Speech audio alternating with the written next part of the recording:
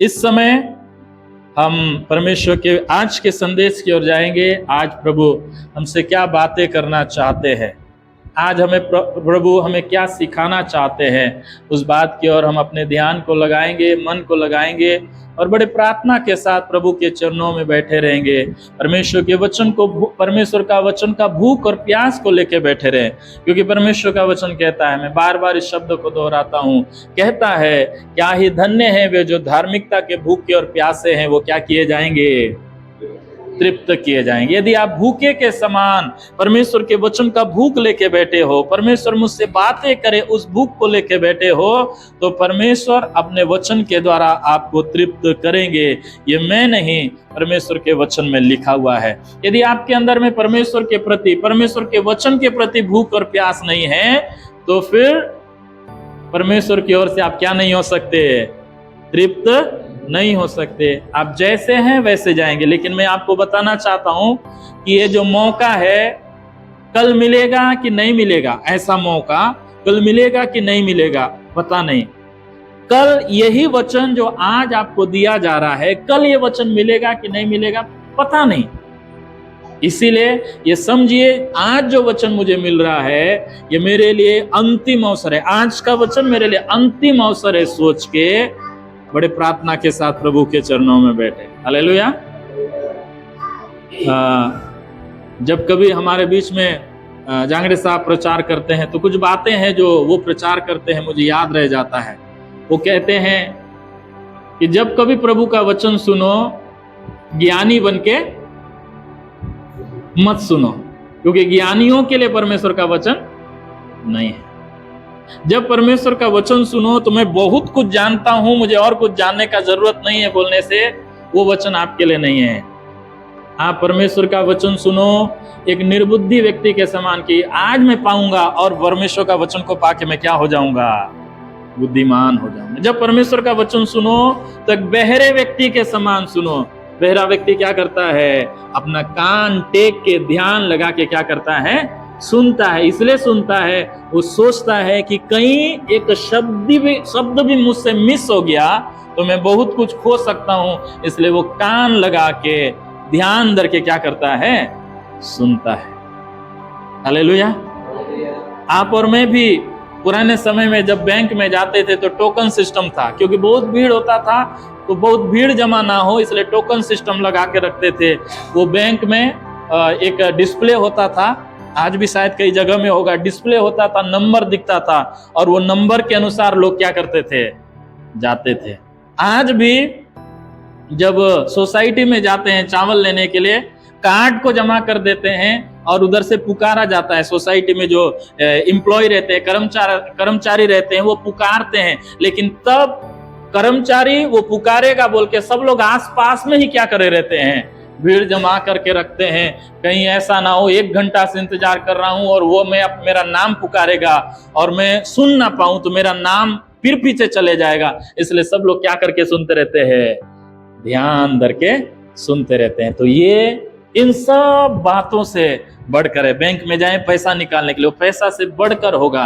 चावल निकालने के लिए जाएं, उससे बढ़कर होगा। जहां कहीं भी आपका नाम पुकारते हैं, उन जगहों में जो कुछ मिलता है, उन सबसे बड़ा, उन सबसे ऊंचा, उन सबसे बहुमूल्य कुछ मिलेगा, वो है परमेश्वर का वचन। हालेलुया। क्योंकि जो कुछ आप दुनिया में पाने जा रहे हैं, वो एक समय तक, एक दिन के बाद वो समाप्त हो जाता है, लेकिन परमेश्वर का वचन है वो कभी क्या नहीं होता, समाप्त नहीं होता। परमेश्वर का वचन लिखा है, आकाश और पृथ्वी टल जाएगी, लेकिन परमेश्वर का वचन बिना पूरा हुआ नहीं टलेगा। हालेलुया। तो क्या सब तैयार हैं परमेश्वर का वचन सुनने के लिए? यदि आप सुनकर भूल जाते हैं तो अच्छा है, आप नोट बना लीजिए। कम से कम वचन को आप नोट बना लीजिए, ताकि घर में जाके भी उसे मनन कर सके। हम कई बार क्या करते हैं ना, सुनते हैं बस वहीं तक सीमित रहता है, लेकिन हम सुनना है, उस पर और मनन करना है, उसके लिए और प्रार्थना करना है। हमारा विश्वास उसी से बढ़ता है, हमारा आत्मिक जीवन उसी से बढ़ता है। हम आशीष पाने के लिए योग्य और उसी से बनते जाते हैं, क्योंकि हम उस वचन को और मनन करते हैं और अपने आप को क्या करते रहते हैं, तैयार करते रहते हैं। इसलिए मेरे प्रियो, मेरी बातों को सीरियसली ले, प्रभु आपसे जरूर बातें करेगा। आइए हम परमेश्वर के वचन की ओर जाएं। पिछले सप्ताह का जो याद करने का वचन है, उसी वचन को आज हम मनन करेंगे। भजन संहिता 119 अध्याय उसका 57 वचन। सब लोग निकाले, सबके पास बाइबल है, सब लोग निकालेंगे। भजन संहिता 119 अध्याय उसका 57 वचन। ज्यादा समय नहीं लूंगा, थोड़ा समय हम इस वचन को लेंगे और समझेंगे और फिर अंत में हम सबके लिए प्रार्थना करेंगे। भजन संहिता 119 का 57। हम सब लोग मिलके इस वचन को आज दोहराएंगे। भजन संहिता 119 का 57। यहोवा मेरा भाग है, मैंने तेरे वचनों के अनुसार चलने का निश्चय किया है। फिर से कहें, यहोवा मेरा भाग है, मैंने तेरे वचनों के अनुसार चलने का निश्चय किया है। आमीन। परमेश्वर इस कन्फेशन के अनुसार, इस अंगीकार के अनुसार प्रभु के मार्ग में चलने के लिए प्रभु आपके जीवन में सहायता करें। जब भजन संहिता 119 का 57 पढ़ते हैं तो इस वचन को पढ़ने से एक बात का पता चलता है, जिसे हम कहते हैं अंगीकार का वचन। बोलिए, क्या का वचन है? अंगीकार का वचन। एक व्यक्ति है इस भजन को लिखने वाला, वो भजन को लिखते लिखते अपने अंगीकार को लिख रहा है। अंगीकार बोलने से क्या है?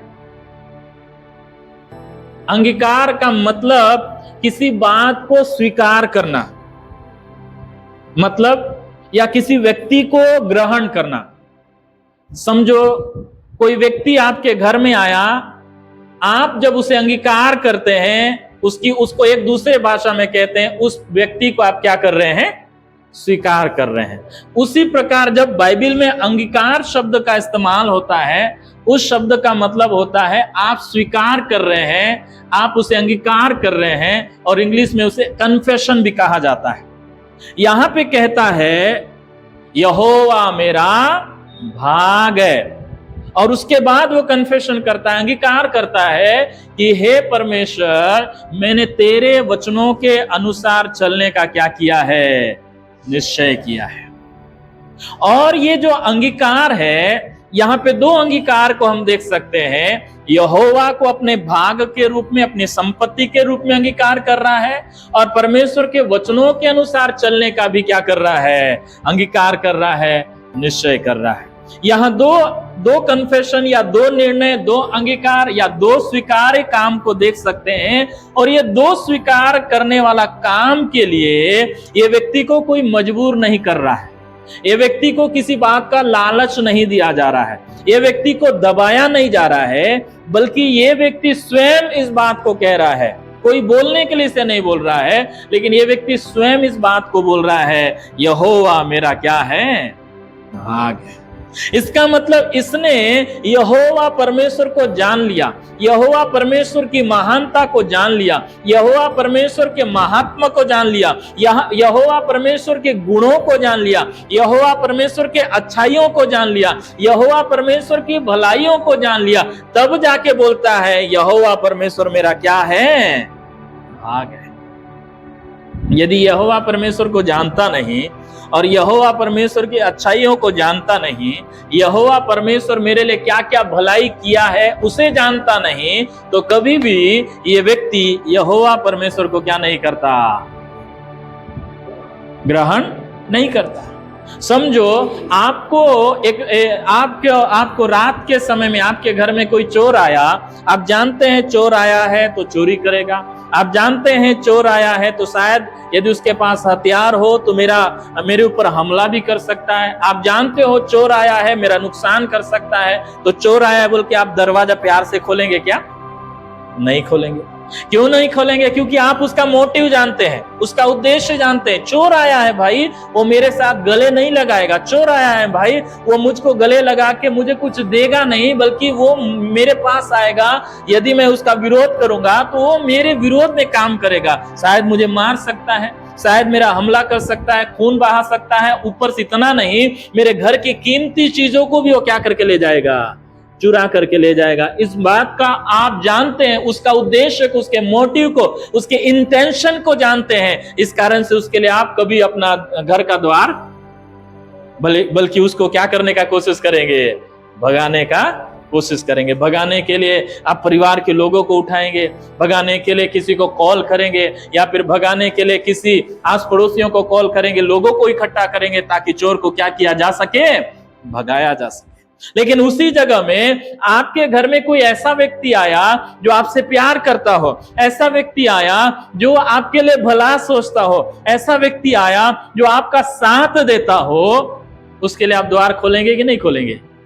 खोलेंगे, क्योंकि आप जानते हैं उस व्यक्ति को, आप जानते हैं उस व्यक्ति के स्वभाव को, आप जानते हैं उस व्यक्ति के गुणों को, आप जानते हैं उस व्यक्ति की अच्छाइयों को, आप जानते हैं कि ये फलाना व्यक्ति है, ये मेरे लिए कभी बुरा नहीं सोचता है, ये कभी मेरे लिए बुरा नहीं करता है। इसीलिए आप जानने के कारण से उस व्यक्ति को क्या करेंगे, स्वीकार करेंगे।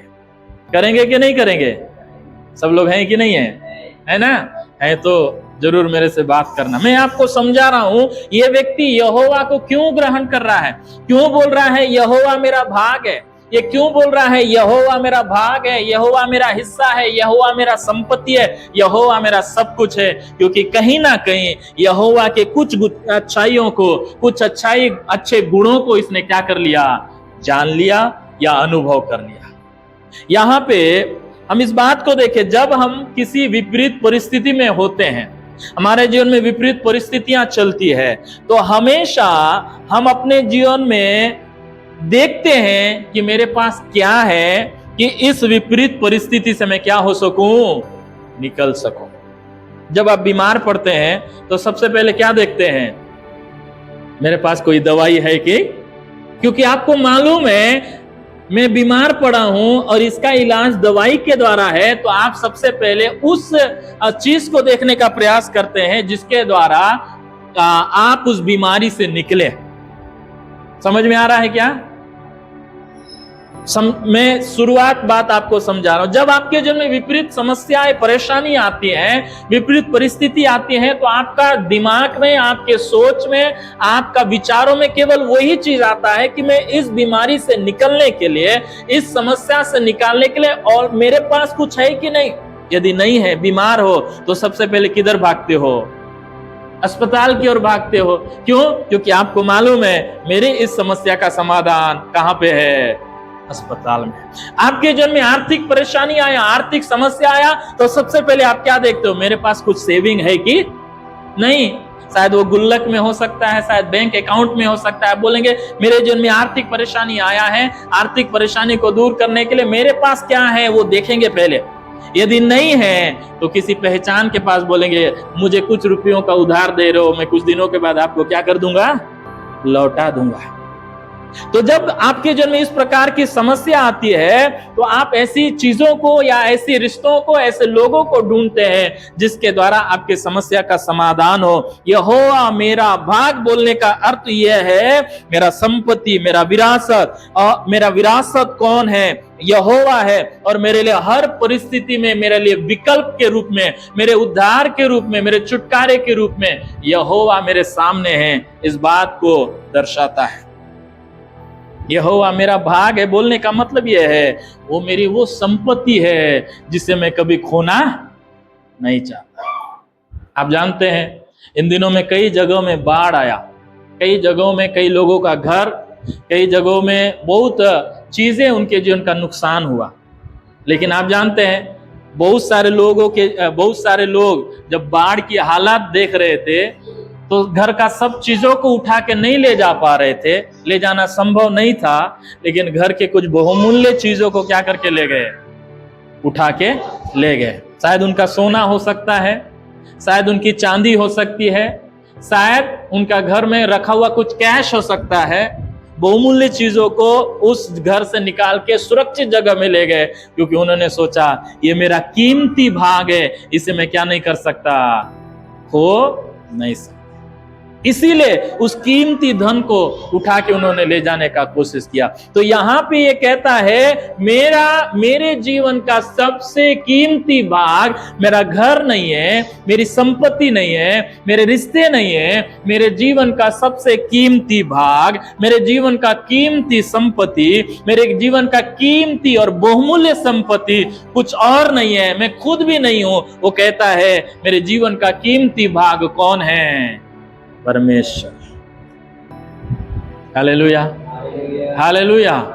उदाहरण के रूप में मैं आपको बताऊं, जब यूसुफ नाम का एक व्यक्ति अपने पिता के घर में था, पिता का प्यार भी उसके पास था, पिता की संपत्ति भी उसके पास थी, पिता का सब कुछ उसके पास था, लेकिन जब यूसुफ को गड्ढे में डाला गया, उसको बेचा गया, वो पिता भी उससे दूर हो गया, पिता का घर भी उससे दूर हो गया, पिता की संपत्ति भी दूर हो गया, लेकिन उसके पास कुछ था। वो क्या था? उसका कीमती भाग उसके पास था, और कीमती भाग उसका धन संपत्ति नहीं था। कीमती भाग कौन था? परमेश्वर। Hallelujah, hallelujah. वो एक ऐसा व्यक्ति था जिसके पास एक दिन सब कुछ था, लेकिन वो सब कुछ खोया, वो जीरो में आ गया था। सारा संपत्ति को खोया, वो जीरो में आ गया था। लोगों ने सोचा, लोगों ने बोला कि इसने सब कुछ खोया, ये कंगाल बन गया, लेकिन उसके पास कुछ था, तो वो परमेश्वर था, जो कंगालपन में भी उसके साथ रहने के बाद उसी कंगालपन से उसको परमेश्वर ने क्या कर दिया? उठाया। समझ में आ रहा है क्या? उसके पास कुछ नहीं था सिवाय परमेश्वर के। यूसुफ के पास कुछ नहीं था, कोई भी उसके साथ में खड़ा नहीं था। इवन जब वो घर से निकाला गया या फिर उसको गड्ढे में डाला गया, उसको बेच दिया गया, उसके पास अपना कपड़ा के सिवा कुछ भी नहीं था। लेकिन एक दिन उसे अपना कपड़ा भी छोड़ के क्या करना पड़ा? भागना पड़ा। अपना कपड़ा भी छोड़ के भागना पड़ा। उसके पास कुछ नहीं था, ना दोस्त थे, ना रिश्तेदार थे, ना परिवार था, ना बैंक, ना पैसा था, ना दौलत था, ना पद था, ना प्रतिष्ठा था, ना मान था, ना इज्जत था, कुछ भी नहीं था। वो एक वस्तु के समान एक दास और गुलामी का जीवन जी रहा था। लेकिन परमेश्वर का वचन कहता है उस परिस्थिति में भी कोई उसके साथ था। वो कौन था? कौन था?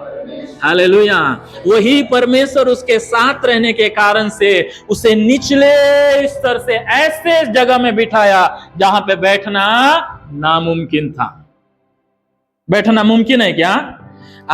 बैठना मुमकिन बिल्कुल नहीं था, क्योंकि ये व्यक्ति एक इजरायली था। इजरायली लोग और मिस्री लोगों में कभी बनता नहीं था, कभी एक साथ बैठ नहीं सकते थे, कभी एक साथ खा नहीं सकते थे, उनके बीच में लेन देन नहीं हो सकता था, उनके बीच में बातचीत नहीं होता था। वो ऐसे जगह में जाकर जहां पे इजरायली लोगों को शत्रु माना जाता था, उस देश का क्या बन गया? संभव है क्या? नहीं है। आज हमारे देश में भी देखो, जो पार्टी है या पार्टियां हैं, वो पार्टी अन्य किसी व्यक्ति को लाके अपने पार्टी का उच्च पद को कभी नहीं देता। हम भी हमारे घर में बाहरी व्यक्ति को लाके एक मुखिया के तौर पे नहीं बैठा सकते हैं क्या? नहीं बैठा सकते।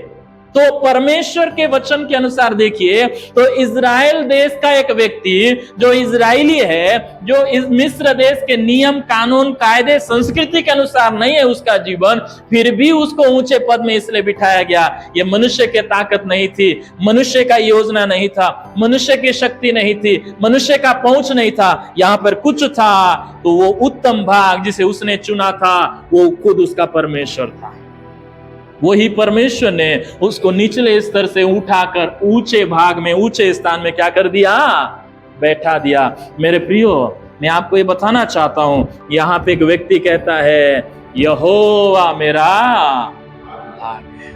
चाहे परिस्थिति अच्छा रहे तो भी यहोवा मेरा भाग है, चाहे परिस्थिति कठिन हो जाए तो भी यहोवा मेरा भाग है, चाहे आज हो यहोवा मेरा भाग है, कल हो यहोवा मेरा भाग है, वर्तमान की हर परिस्थितियों में मेरा यहोवा मेरा भाग है, भविष्य के हर परिस्थितियों में यहोवा मेरा भाग है। ये कहने लायक व्यक्ति यहाँ पे अपनी गवाही को दे रहा है। मेरे प्रियो, आज हम अपने जीवन को देख के देखें, हम अपने जीवन के बारे में सोच के देखें, क्या आज हम ये कह सकते हैं क्या यहोवा मेरा भाग है?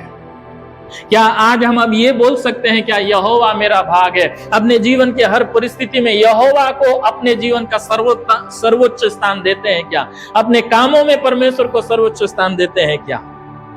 मैं आपको मालूम, मैं अपनी गवाही को बताऊं, मैं हमेशा कुछ लोगों से जब बात करता था, 1-2 दिन पहले भी इस विषय में बात किया, जब कोई व्यक्ति शादीशुदा जोड़ा पेरेंट्स बन जाते हैं, परिवार माता पिता बन जाते हैं ना, तो हमेशा माँ बाप का जो निर्णय होता है ना, वो किसको सोच के लिया जाता है मालूम? बच्चों को सोच के लिया जाता है। मैं भी ये बोल रहा था, लेकिन जब ये वचन पढ़ा, 1 दिन पहले परमेश्वर मुझको बोलता है यदि यहोवा तेरा भाग है तो बच्चों को ध्यान में रख के निर्णय नहीं, परमेश्वर को ध्यान में रख के क्या लेना चाहिए। हालेलुया।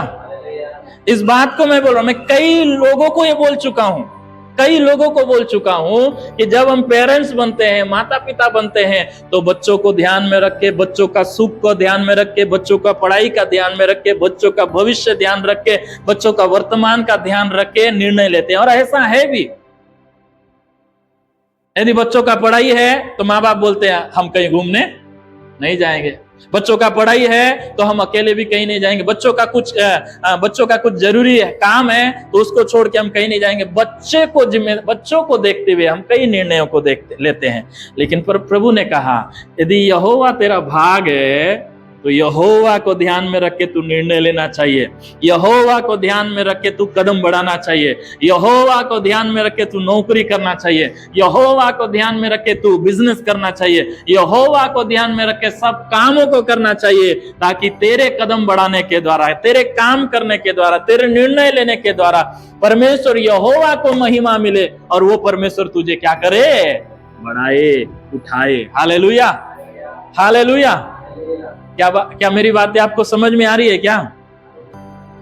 आज तक मैं इस बात को सोचता था ये सही है, लेकिन मैं आज आपको बताऊं, आज तक जो मैं बोला ये कि बच्चों को ध्यान में रख के, परिवार को ध्यान में रख के निर्णय लेता था, वो गलत था। यदि मैं परमेश्वर को ध्यान में रख के, परमेश्वर के वचन को ध्यान में रख के यदि निर्णय लूंगा तो मेरे बच्चों के लिए भी सही निर्णय होगा।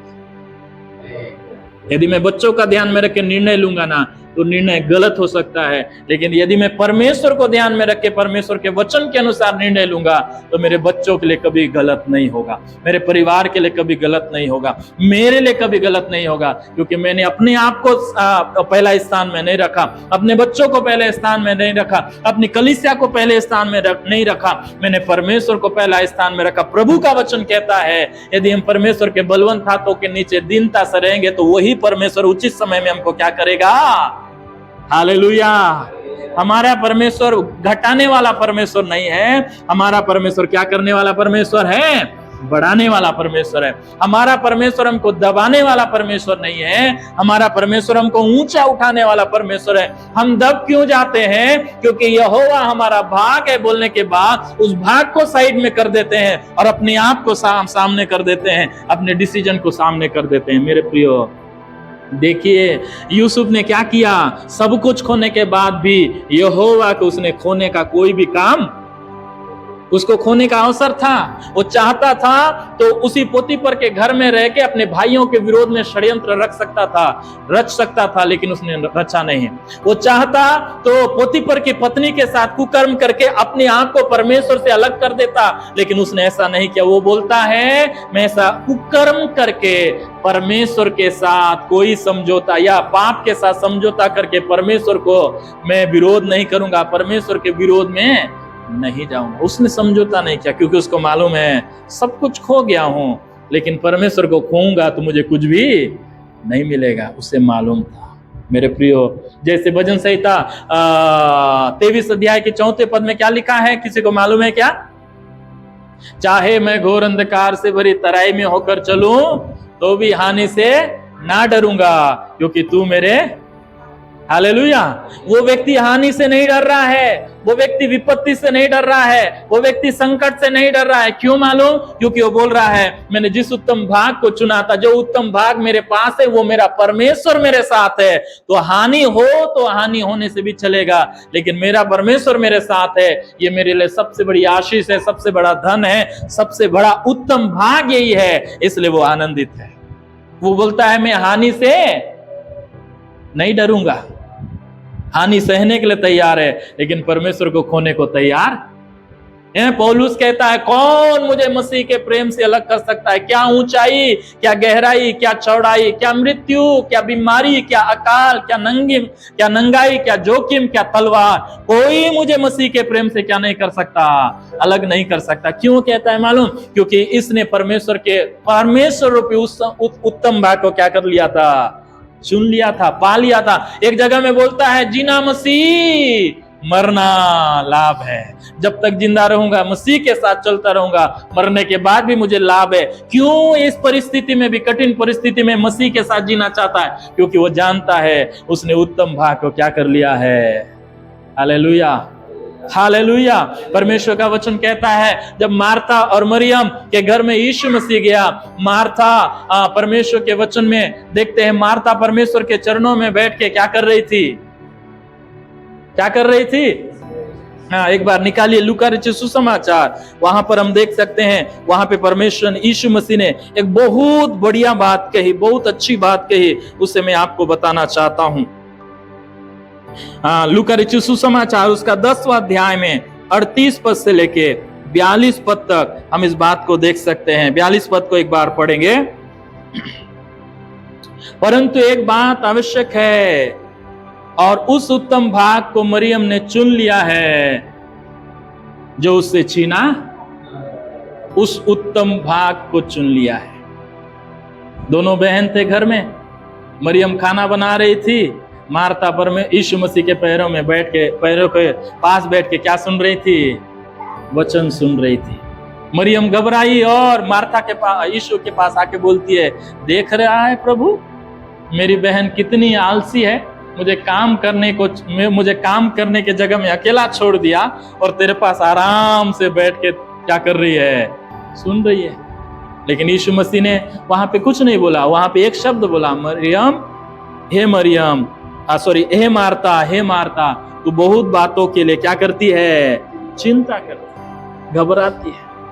प्रभु ने, यीशु ने उसे खाना बनाने के काम का विरोध नहीं किया, लेकिन उसकी चिंता को विरोध किया, उसके घबराहट को विरोध किया। लेकिन मरियम के लिए यीशु मसीह कहता है, मरियम ने उस उत्तम भाग को चुन लिया है जो उससे क्या किया नहीं जाएगा। मरियम ने कौन सा उत्तम भाग चुन लिया था? मरियम ने यीशु मसीह का धन को नहीं चुना था। ये मरियम ने यीशु मसीह के प्रचार के शैली को नहीं चुना था। मरियम ने यीशु को चुना था, यीशु के चरणों में बैठ के वचनों को सुनने को चुना था। हालेलुया। प्रभु का वचन कहता है वो भाग उससे क्या किया नहीं जा सकता? छीना नहीं जा सकता। यहाँ पे भजन संहिता में कहता है, यहोवा मेरा भाग है, यहोवा मेरा भाग है। मैं आपको वचन में ले जाऊं तो एलिया के समय की बात है। एलिया के समय में एक राजा था आहाब, और वो आहाब राजा परमेश्वर के विरोध में चलता था, और उसने एक ऐसी स्त्री का विवाह किया जो खुद परमेश्वर के विरोधी थी, परमेश्वर के लोगों की विरोधी थी। उसने उस स्त्री के साथ विवाह किया, और जानते हैं वो स्त्री आई और राजा आहाब को अपने इशारे पे काम करवाने लगी। भले राजा आहाब था, लेकिन वो स्त्री राज्य कर रही थी। और उस समय ऐसा हुआ, वो स्त्री आने के कारण से वहां भविष्यवक्ताओं लोगों को, प्रभु के दास दासियों को मार डाला जा रहा था। वहां पे परमेश्वर के भवन में लोग आना बंद कर दिए थे। राजा भी भ्रष्ट हो गई, रानी भी भ्रष्ट हो गई, और वहां की प्रजा भी भ्रष्ट हो गई। लेकिन एक अकेला ऐसा व्यक्ति था जो भ्रष्ट नहीं हुआ। उसका नाम क्या था? एलिया था। क्या था? एलिया था। एक अकेला व्यक्ति था एलिया, जिसको परमेश्वर के वचन में उजागर किया गया है। वो व्यक्ति सब भ्रष्ट होने के बाद भी परमेश्वर के सामने शायद में यही वचन के अनुसार बोल रहा होगा, यहोवा मेरा भाग है। चाहे लोग भ्रष्ट हो जाए, राजा भ्रष्ट हो जाए, रानी भ्रष्ट हो जाए, प्रजा भ्रष्ट हो जाए, सारे लोग भ्रष्ट हो जाए और तुझे छोड़ देंगे, परमेश्वर को छोड़ देंगे, लेकिन तो फिर भी कठिन परिस्थिति में भी यहोवा मेरा कौन है? मुझे अकेला भी रहना पड़े तो भी यहोवा मेरा भाग है। चाहे मुझे करीत नाला में रहना पड़े तो भी यहोवा मेरा भाग है। चाहे वहां पे करीत नाला में मेरे लिए भोजन का प्रबंध हो या ना हो, तो भी यहोवा मेरा भाग है। चाहे मुझे एक विधवा स्त्री के पास जाके उससे भोजन भी मांगना पड़े तो भी यहोवा मेरा भाग है। उसने निश्चय किया कि मैं तेरे वचनों के अनुसार क्या करता रहूंगा, और वो चलता रहा। और वो परमेश्वर के वचनों के अनुसार चलने के कारण एक दिन ऐसा हुआ, स्वर्ग से आग गिरा और पूरा इजरायली लोग चिल्ला के बोलने लगे, यहोवा ही। Hallelujah, hallelujah. क्यों हुआ मालूम? क्योंकि एक अकेला व्यक्ति था जो इस वचन के अनुसार चल रहा था। वो सुख में, दुख में, कठिन परिस्थिति में भी यही बोल रहा था, यहोवा मेरा। हालेलुया। ये वचन में ये व्यक्ति भी कहता है, यहोवा मेरा भाग है। आपके जीवन का मुख्य भाग कौन है? आपके जीवन का मुख्य संपत्ति कौन है? आपके पास बहुत सारी संपत्ति होगी, आपके पास बहुत सारे अच्छे रिश्ते होंगे, आपके पास दुनिया की बहुत सारी ऐसी बातें होंगे जिसे आप छोड़ना नहीं चाहते, जिसे आप गंवाना नहीं चाहते, जिससे आप दूर होना नहीं चाहते। लेकिन मेरे प्रियो, यहाँ पे व्यक्ति बोलता है, शायद ये इसके पास पत्नी थी, इसके पास बच्चे थे, इसके पास खेती था, इसके पास गाय बैल भेड़ बकरियां थी, लेकिन ये बोलता है यहोवा मेरा कौन है? भाग है। अय्यूब को देखिए, अय्यूब के जीवन में भी इस बात को देख सकते हैं। अय्यूब ने एक ही दिन में सारी संपत्ति को क्या कर दिया? हेलो, एक ही दिन में सारी संपत्ति को क्या कर दिया? उसने खो दिया। एक दिन में उसके भेड़ बकरी सब खत्म, एक दिन में उसके बाल बच्चे भी क्या हो गए? एक दिन में अमीर व्यक्ति सबसे गरीब व्यक्ति बन गया।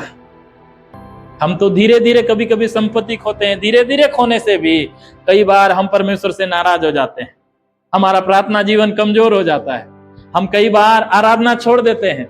कई बार जो प्रभु के लिए कर रहे थे, सेवा कर रहे थे, गवाही दे रहे थे, परमेश्वर की सेवकाई में हाथ बढ़ा रहे थे, धीरे धीरे संपत्ति कम हो जाता है तो हमारा समर्पण भी कम होते जाता है, हमारा प्रार्थना भी कम हो जाता है, हमारा संगति में कम हो जाता है। लेकिन सोचिए, एक ऐसा व्यक्ति जिसने एक दिन में ही सब कुछ क्या कर दिया। आज तक मैंने अपने जीवन में ऐसा व्यक्ति को कभी देखा नहीं। कई बार सुनाई देता है, न्यूज में सुनाई देता है, एक दिन में कई लोग, एक परिवार के लोग जा रहे थे और एक दिन जा रहे थे तो उनका एक्सीडेंट हो गया, परिवार के सारे लोग खत्म हो गए, एक व्यक्ति बच गया। ऐसा सुनाई देता है, लेकिन परिवार के लोग खत्म हो गए, लेकिन संपत्ति तो खत्म नहीं हुआ। कई लोग इस प्रकार के कष्टों से गुजरते हैं, लेकिन अय्यूब जैसे मैंने किसी के बारे में नहीं सुना। एक दिन में उसके बच्चे भी खत्म, उसके परिवार भी खत्म और उसका धन संपत्ति भी खत्म। एक दिन से अमीर से सबसे गरीब व्यक्ति बन गया, ऐसा मैंने कभी नहीं सुना। लेकिन एक व्यक्ति अय्यूब था जो संपत्ति खोने के बाद भी बोलता है, यहोवा ने दिया, यहोवा ने लिया, यहोवा का नाम धन्य। ऐसा आपके और मेरे जीवन में नहीं हुआ, लेकिन वो क्यों ऐसा बोल रहा है मालूम? क्योंकि वो जानता है मेरे लिए सबसे बड़ा उत्तम संपत्ति मेरे परिवार, मेरी पत्नी, मेरे बच्चे, मेरा गाय बैल भेड़ बकरी नहीं थे। मेरा सबसे बड़ा उत्तम संपत्ति कौन है? जिसने यहोवा ने दिया था, यहोवा ने लिया, तो वही परमेश्वर वापस मुझे क्या भी कर सकता है? दे भी सकता है। Hallelujah, hallelujah. ऐसे लाखों उदाहरण हम देख सकते हैं मेरे प्रियो, जिसने यहोवा को अपना भाग माना, लेकिन परमेश्वर ने उन्हें कभी निराश नहीं किया। एक दिन एक व्यक्ति को परमेश्वर ने दर्शन दे के बुलाया, बोलता है तू सब कुछ छोड़ दे, अपना पिता का घर छोड़ दे, अपना गांव, अपना देश, अपना कुटुंब, सब कुछ छोड़ दे और मेरे पीछे चले आ, उस मार्ग में चले आ, उस रास्ते में चले आ, उस जगह के लिए निकल जा जो मैं तुझे दिखाऊंगा। और उसने सब कुछ क्या कर दिया? छोड़ दिया। अपना देश को छोड़ दिया, अपना घराना को छोड़ दिया और उस देश में चला गया, निकल गया जिसके बारे में वो जिसको कभी देखा नहीं था। क्यों? क्योंकि उसने परमेश्वर की आवाज को पहचान लिया और परमेश्वर को उत्तम भाग के रूप में क्या कर लिया? चुन लिया। क्या परमेश्वर ने उसे अकेला छोड़ दिया? क्या परमेश्वर ने उसे त्याग दिया? आज उसे हम राष्ट्रों का पिता कहते हैं, विश्वासियों का पिता कहते हैं, क्योंकि उसने परमेश्वर को उत्तम भाग के रूप में चुन लिया था। Hallelujah, hallelujah. मेरे प्रियो, यहाँ पे भजन संहिता 119 अध्याय उसका 57 पद में कहता है, यहोवा मेरा। और जो यहोवा को अपना भाग मानता है वो व्यक्ति परमेश्वर के वचनों के अनुसार चलने का क्या करेगा? निश्चय। जो यहोवा को अपना भाग नहीं मानता, यहोवा को अपना सबसे बड़ा उत्तम संपत्ति नहीं मानता, यहोवा को सबसे बहुमूल्य आशीष नहीं मांगता, वो परमेश्वर के पीछे नहीं चलता, परमेश्वर के वचनों के अनुसार चलने का कभी निर्णय। जो यहोवा को अपना भाग नहीं मानता ना, आप देखिए कुछ लोग हैं यहोवा को अपना भाग तब तक मानते हैं जब तक उनके जीवन में यहोवा की ओर से क्या मिलते रहता है, आशीष मिलते रहता है। जिस दिन यहोवा की ओर से आशीष डिले हो गया, थोड़ा सा देरी हो गया, या परमेश्वर ने कुछ कारणों से रोक दिया, तो वही लोग हैं जो यहोवा को अपना भाग मान रहे थे, लेकिन उस दिन आशीष आने में देर हो गया तो यहोवा को अपना भाग नहीं मानते। हो सकता है हम में से कई ऐसे लोग होंगे, जब तक अच्छा अच्छा था, भला है भला है भला है बोल रहे थे, जब कुछ कठिन परिस्थिति आया तो परमेश्वर से ये बोलने लगे, परमेश्वर तू मुझे देखता नहीं है क्या, मेरा हालात तुझे नहीं दिख रहे हैं क्या, मेरी परिस्थिति तुझे नहीं दिख रहा है क्या, तू मेरी नहीं सुनता है क्या। कई बार शिकायत करने लगते हैं, होगा आप में से कई लोग। लेकिन मैं आपको बताऊं, जो लोग परमेश्वर से प्रेम रखते हैं, बाइबल बोलती है जो लोग परमेश्वर से प्रेम रखते हैं उनके लिए सब बातें मिलकर चाहे कितनी भी कठिन परिस्थिति से आप गुजर रहे हो, लेकिन तब भी यदि परमेश्वर से प्रेम रखते हो तो रिजल्ट आपके जीवन में बुराई नहीं होगा, रिजल्ट आपके जीवन में भलाई होगा। हालेलुया।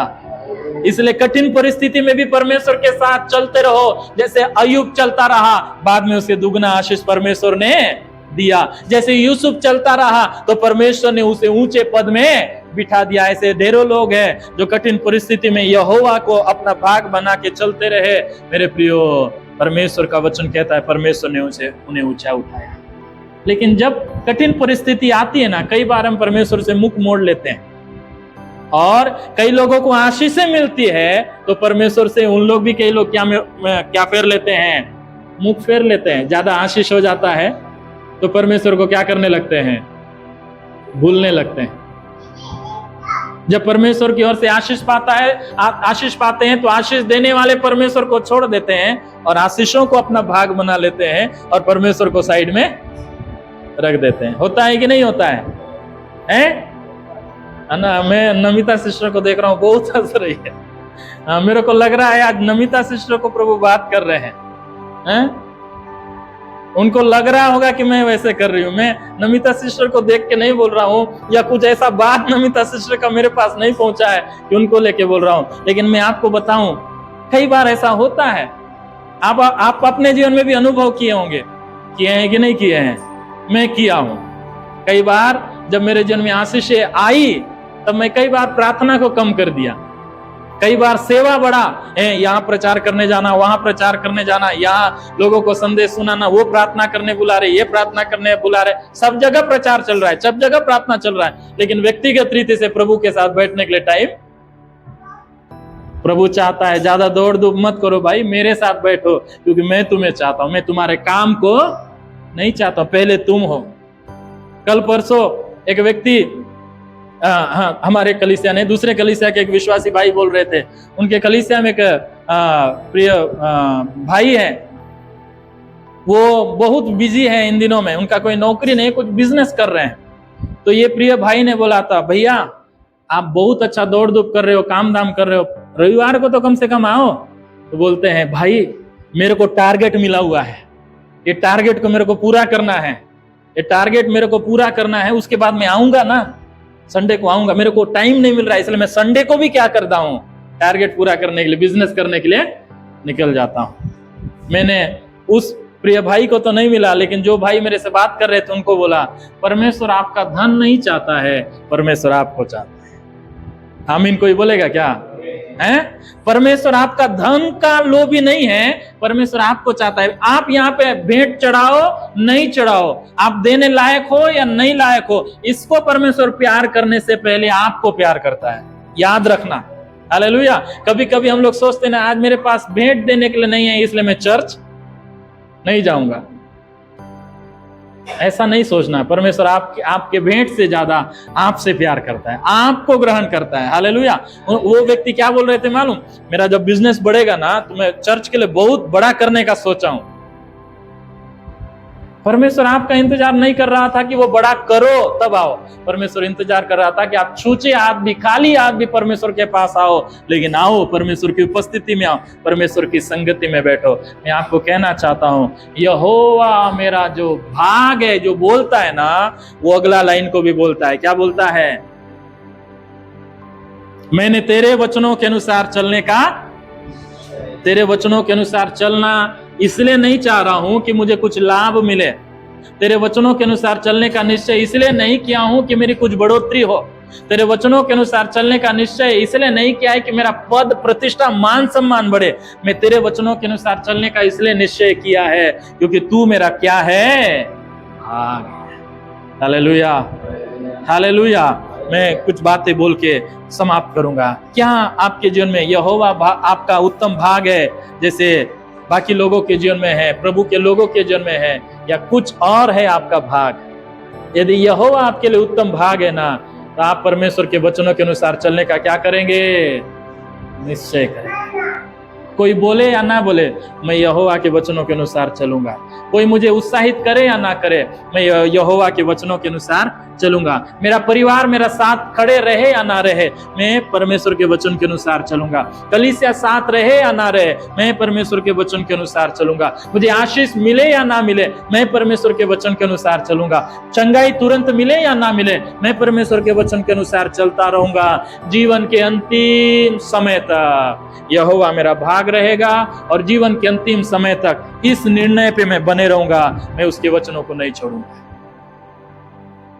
यहोशू कहता है, चाहे तुमको यहोवा का सेवा करना बुरी लगे तो लगे, लेकिन मैं और मेरा घराना नित्य यहोवा की क्या करते रहेंगे? उसका बोलने का मतलब यह है, चाहे तुमको यहोवा के वचन के अनुसार चलना अच्छा लगे या बुरा लगे, लेकिन मैं तो यहोवा के वचन के अनुसार हमेशा क्या करता रहूंगा? चलता रहूंगा। मेरे प्रियो, यदि बाइबल देखे, विलाप गीत 3 का 21 से 24 में देखे तो यिर्मयाह जब यरूशलेम नष्ट हो चुका, चारों ओर निराशा था, चारों ओर संकट था, तब भी बोलता है यहोवा मेरा भाग है। जब आप दाऊद के विषय में भजन संहिता 16 का 5 में देखें, दाऊद ने देखा चारों ओर लोग परमेश्वर से दूर हो गए थे, अविश्वासी बनते जा रहे थे, तब भी दाऊद बोलता है यहोवा मेरा भाग है। जब परमेश्वर के वचन 73 अध्याय भजन संहिता 73 का 26 में देखते, एक व्यक्ति दुष्टों की समृद्धि को देखा, दुष्टों की बढ़ोतरी को देखा और परमेश्वर के भवन में आके प्रार्थना किया। जब सच्चाई पता चला तब बोलता है, दुनिया की सारी संपत्ति को साइड में रखते हुए बोलता है यहोवा मेरा भाग है। संपत्ति पहले चाह रहा था, लेकिन जब सच्चाई को पता चला ना, तब बोलता है इस स्वर्ग में मेरा और कोई नहीं है और इस पृथ्वी में भी तेरे सिवा मुझे कुछ और नहीं चाहिए, क्योंकि यहोवा तू मेरा भाग है। यदि आप भजन संहिता 119 का 57 में आते हैं तो एक समर्पण के साथ एक व्यक्ति बोलता है यहोवा मेरा भाग है।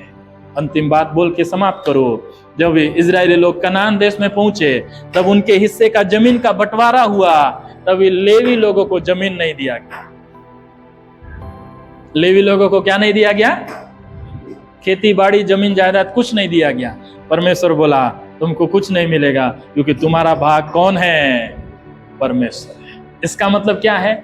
तुम्हारा भाग यदि तुम्हारा परमेश्वर है, तो ये परमेश्वर का जिम्मेदारी है तुम्हारी चिंता करना, परमेश्वर का जिम्मेदारी है तुम्हारे लिए प्रबंध करना, परमेश्वर का जिम्मेदारी है तुम्हारे लिए मार्ग खोलना। तुम बस मेरी सेवा करो, तुम बस मेरे पीछे चलो, तुम्हारे जो काम है वो करते रहो। मैं तुम्हारा भाग हूं, मैं तुम्हारा प्रतिफल हूं, मैं तुम्हारा आशीष हूं, मैं तुम्हारी समृद्धि हूं, मैं तुम्हारी बढ़ोतरी हूं। मैं हूं तो तुम्हारे लिए सब कुछ है, मैं नहीं तो। हालेलुया। एक लाइन बोल के समाप्त कर रहा हूं, यदि आपके पास दुनिया की सब संपत्ति है, परमेश्वर नहीं है, तो आप गरीब हो, आप अभागे हो। लेकिन आपके पास संसार की कोई संपत्ति नहीं होगी, लेकिन यदि आपके पास परमेश्वर है तो आप संसार के सबसे बड़े धनी व्यक्ति। हालेलुया। क्योंकि वो है तो सब है, वो नहीं है तो कुछ भी नहीं। वो है, परमेश्वर आपके साथ है तो सब है, परमेश्वर नहीं है तो कुछ भी नहीं, क्योंकि परमेश्वर सामर्थी है, वो राज्य करने वाला परमेश्वर है। वो घूरे से चट्टान पे भी उठाने की सामर्थ रखता है, आपको डूबने से बचाने की सामर्थ रखता है। जहां असंभव दिखता है वहां आपके लिए संभव करने की वो सामर्थ रखता है। हालेलुया। आपका धन संपत्ति, आपका मान मर्यादा प्रतिष्ठा, ये शायद आपके लिए शायद उतना सब कुछ संभव नहीं करे, लेकिन मेरा परमेश्वर, आपका परमेश्वर आपके और मेरे साथ है तो सब वो करने में सामर्थ्य है। हालेलुया। आइए हम अपने स्थानों में खड़े हो जाएं। क्या आप भी इस बात का आज परमेश्वर के सामने कन्फेशन कर सकते हैं? क्या बोल सकते हैं, यहोवा तू मेरा भाग है, जीवन के अंतिम समय तक तू मेरा भाग बने रहेगा।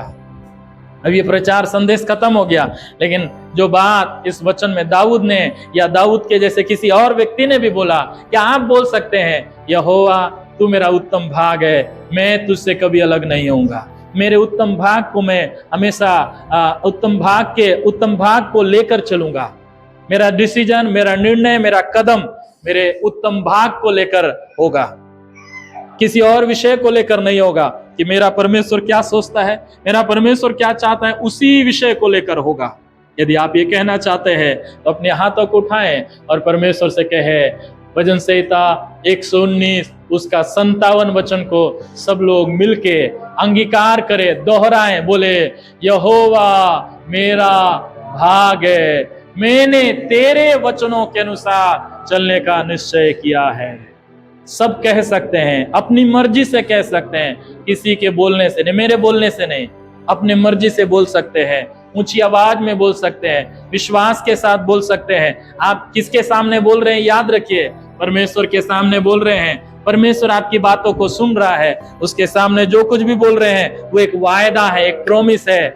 यूं ही ना बोले, सच्चे दिल से बोले, यहोवा तू मेरा भाग है, मैंने तेरे वचनों के अनुसार चलने का निश्चय किया है, तेरे वचनों के अनुसार चलने का निश्चय किया है। जीवन के अंतिम समय तक मैं आपके वचनों के अनुसार चलते रहूं, जीवन के अंतिम समय तक, अंतिम सांस तक मैं आपके वचनों के अनुसार चलते रहूं, मेरे निर्णय पे मैं बने रहूं, मैं निश्चय पे बने रहूं। प्रभु मेरी सहायता कर। Hallelujah. Thank you Jesus, thank you Jesus.